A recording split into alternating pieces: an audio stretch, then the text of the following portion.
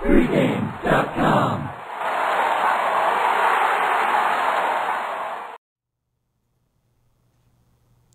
Green Bay Packers at Chicago Sunday. This is a rematch of the NFC Championship game, Stephen.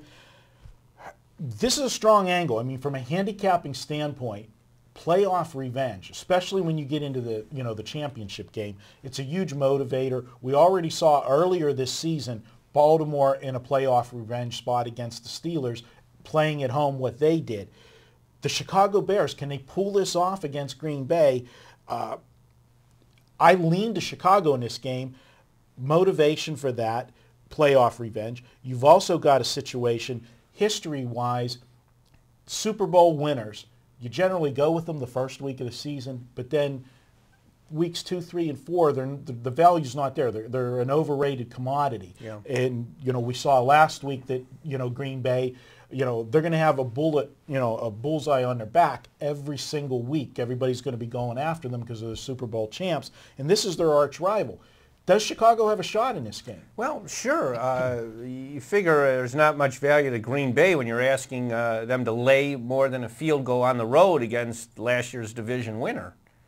And I think another way to look at this, Marco, another way to attack this matchup is under the total. These two teams have played the last 7 times it's gone under each time. I don't think either team has broken 21 points. And I try to handicap games also. I do look at the trends and the statistical anomalies and things that I know you're very strong with. I look at this also on a fundamental matchup type of thing, and I think that also points to an under.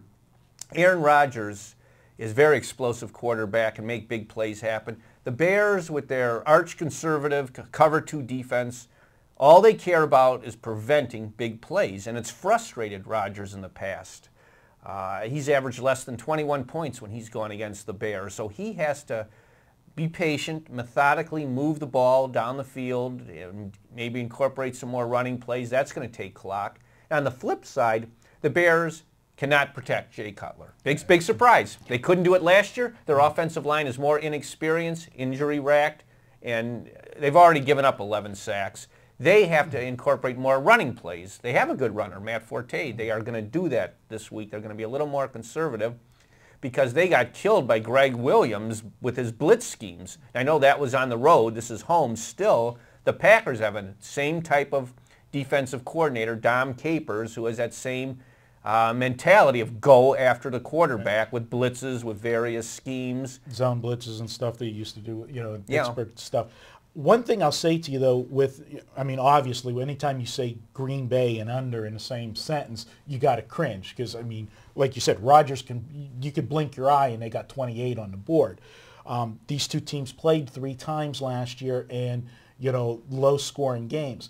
What I have to note, though, and I don't know when they played the first game last year, but it was, I believe it was, that was that 21-17 game where the Packers had all those penalties. Right, but I don't know what time of the season it was because you're talking about 2 cold weather teams.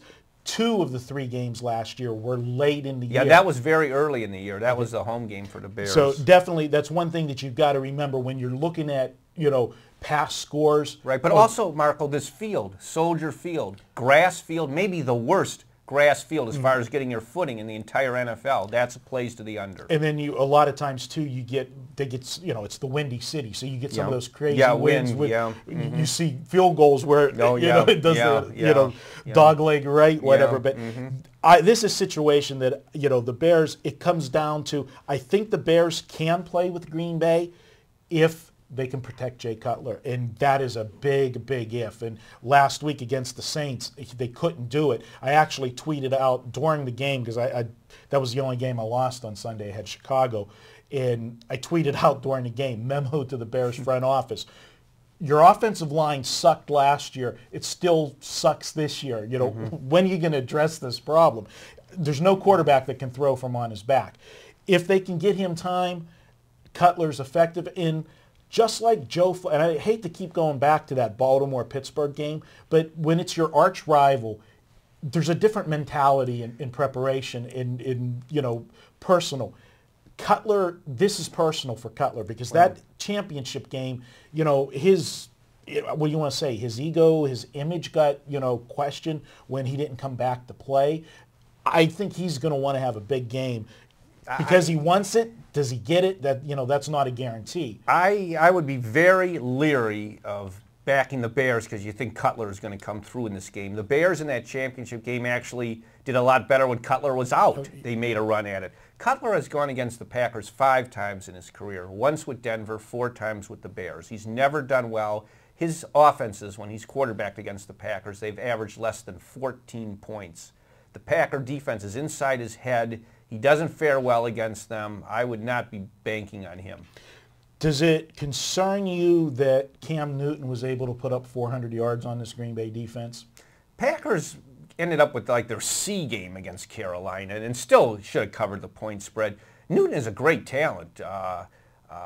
He did put up some yards. A lot of those, were kind of junk yards, like at the end, that long the last pass. drive. But he also had interceptions that killed Carolina. They may have had a chance of winning that game because they jumped out to an early lead. And so with Newton, yeah, but he also turned the ball over. I would have been more alarmed from a Packer defensive standpoint if they didn't get turnovers against Newton. I think that it's the one thing that causes me pause with actually taking Chicago in this game, and I think it actually benefits you with the under. The fact that Green Bay did have a scare and kind of was embarrassed defensively by Carolina and Cam Newton, I think that is going to guarantee you get the A game from Green Bay this week. You get an A game from Green Bay, and if Chicago gives their A game, Green Bay wins by more than 3. There you go.